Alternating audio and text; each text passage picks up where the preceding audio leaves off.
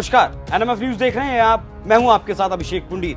ये जो अभी आपने गाड़ियों की तोड़फोड़, खून खराबा, हाथापाई की तस्वीर देखी हैं, ये तस्वीर ममता दीदी के पश्चिम बंगाल की तस्वीरें हैं। हालांकि ऐसी तस्वीरें आए दिन वहां से आती रहती हैं, ये कोई पहली बार नहीं है। और जब भी ऐसी तस्वीरें या घटनाएं सामने आती हैं तो इसका ठीकरा बीजेपी के सिर पर फोड़ा जाता है। ये जो तस्वीर आप देख रहे हैं, ये पश्चिम बंगाल के उत्तर 24 परगना जिले के संदेश खली गांव का है। सोशल मीडिया पर यह वीडियो खूब वायरल हो रहा है। टीएमसी के लोग खरी खोटी सुना रहे हैं, क्योंकि संदेश खली गांव के लगभग 200 लोगों ने ईडी की टीम के ऊपर हमला कर दिया। तो इस वीडियो में हम आपको यही बताएंगे कि आखिर ईडी की टीम पर गांव वालों ने हमला क्यों किया, हमला करने वाले लोग कौन हैं और ये पूरा मामला क्या है। चलिए अब आपको पूरी खबर बता देते हैं। आपको पता है कि ममता सरकार में कई घोटाले सामने आए, बात चाहे शिक्षक घोटाले की हो, मनरेगा घोटाले की हो, मनी लॉन्ड्रिंग का मामला हो, राशन घोटाला हो, ऐसे कई घोटालों के लिए बंगाल की ममता सरकार पर आरोप लग चुके हैं और कई मामलों में ईडी ने छापेमारी भी की और मारती रहती है। इसी कड़ी में राशन घोटाले को लेकर ईडी लगातार बंगाल के कई इलाकों में छापेमारी कर रही है और शुक्रवार यानी कि 5 जनवरी के दिन उत्तर 24 परगना में ईडी की टीम छापेमारी करने पहुंची थी। लेकिन यहां हुआ ये कि जैसे ही ईडी की टीम पहुंची तो ग्रामीणों की भीड़ ने उन्हें घेर लिया और उन पर हमला कर दिया। इस हमले में कई अधिकारियों को चोटें भी आई हैं, तो वहीं सुरक्षा बलों की गाड़ियों को तोड़ दिया गया। ईडी की टीम टीएमसी नेता एसके शाहजहां शेख के घर छापा मारने पहुंची थी, जिसके बाद ये सब हुआ। हालांकि टीएमसी नेता एसके शाहजहां को गिरफ्तार कर लिया गया। वहीं टीएमसी नेता इस पूरी घटना को अलग तरह से जस्टिफाई कर रहे हैं। बंगाल सरकार को हमलावरों के खिलाफ एक्शन लेना चाहिए, लेकिन उनके नेता हैं कि ये कह रहे हैं कि केंद्र के आदेश पर ईडी के द्वारा पश्चिम बंगाल के लोगों को प्रवोक किया गया, जिसका ये सब नतीजा है। सुनिए टीएमसी नेता इस पूरी घटना पर क्या कुछ कह रहे हैं। देखिए, संदेश खाली में जो हुआ वो एक प्रोवोकेशन का नतीजा था। बंगाल में जो हो रहा है, रोज कहीं ना कहीं तृणमूल का किसी लीडर को डिस्टर्ब करने के लिए, हैरास करने के लिए, नेगेटिव न्यूज करने के लिए भाजपा का इंस्ट्रक्शन पर ये एजेंसी वालों और सेंट्रल फोर्सेस वहां पर जा रहा है और इलाका में प्रोवोकेशन दे रहा है, ऐसा एलिगेशन हमारा पास आ रहा है।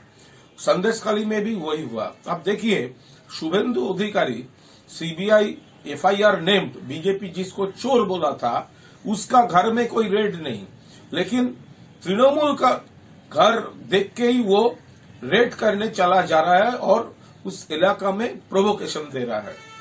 हम लोग एक बात जरूर कहेंगे, ये प्रोवोकेशन का पॉलिटिक्स वो लोग बंद कीजिए और इलाका का जो सिटीजन्स है उसके तरफ हमारा जो मैसेज है कि आप लोग किसी तरह कोई प्रोवोकेशन में आप मत पा दीजिए, मत रिस्पॉन्ड कीजिए। वो लोग प्रोवोक करना चाहते हैं और वो जो मीडिया को आदमी, मीडिया का एक सेक्शन उसके साथ मिले हुए हैं ये कैंपेन करने के लिए।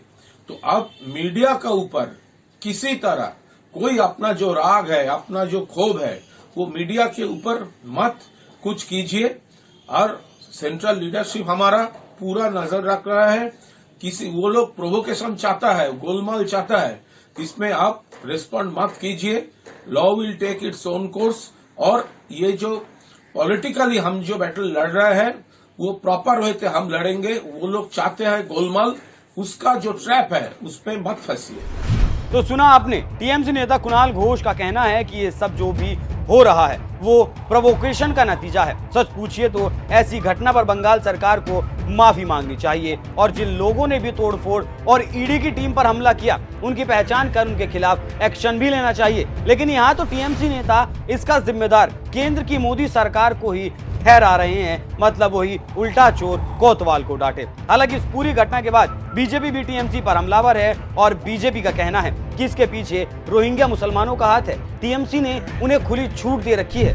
देखिए, इन सब के अगेंस्ट में कंप्लेन है और करप्शन के चार्जेस है, तो स्वाभाविक है इनके ऊपर तो ईडी का कार्रवाई होगा, क्वाइट ऑब्वियस है।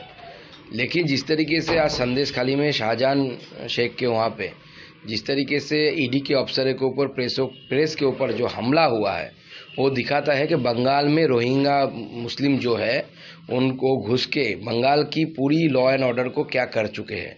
और ये जो ईडी के साथ हो रहा है, ये सिर्फ ईडी के साथ नहीं हो रहा है, ये अपना बंगालियों का फ्यूचर दिखा रहा है। बंगालियों के साथ भी ऐसे आगे आने वाले समय में होने वाला है। अगर ये सरकार तो कुछ नहीं करेगी, ये सरकार अगर रहेगी और भी तेजी से ऐसी चीज़ें होती रहेगी। तो सुने आपने, बीजेपी का कहना है कि इनके ऊपर करप्शन के चार्जेस हैं, तो जाहिर सी बात है इनके ऊपर ईडी की कार्रवाई होगी। लेकिन जिस तरह से ईडी की टीम पर हमला होता है वो बंगाल के लॉ एंड ऑर्डर की पोल खोलता है। हालांकि आपको यहां बता दें कि इससे पहले बंगाल में सीबीआई की एंट्री पर भी बैन लगा दिया गया था। मतलब ये कि किसी भी मामले की जांच के लिए पहले सीबीआई को राज्य सरकार से अनुमति लेनी होगी। आपको बता दें कि राशन वितरण घोटाले के सिलसिले में बंगाल में पिछले कई महीनों से ईडी की छापेमारी जारी है। ईडी ने खुलासा किया था कि बंगाल में लाभार्थियों के लिए सार्वजनिक वितरण प्रणाली का लगभग 30% राशन खुले बाजार में बेच दिया जाता है। जांच एजेंसी ने कहा था कि राशन की कथित चोरी के बाद जो पैसे मिलते हैं वो पैसे मिल मालिकों और पीडीएस वितरकों के बीच बांट दिए जाते हैं। तो इस तरह से आप समझ सकते हैं कि ऐसे कई घोटालों के मामले हैं जिसे लेकर ईडी लगातार पश्चिम बंगाल में टीएमसी नेताओं के घरों पर या फिर उनके ठिकानों पर छापेमारी कर रही है। लेकिन इन छापेमारी को टीएमसी नेताओं के द्वारा प्रोवोकेशन का नाम दे दिया जाता है। वैसे आप इन छापेमारी और ये जो हमला हुआ है उस पर क्या कहेंगे? अपनी राय हमें कमेंट कर जरूर बताएं। नमस्कार।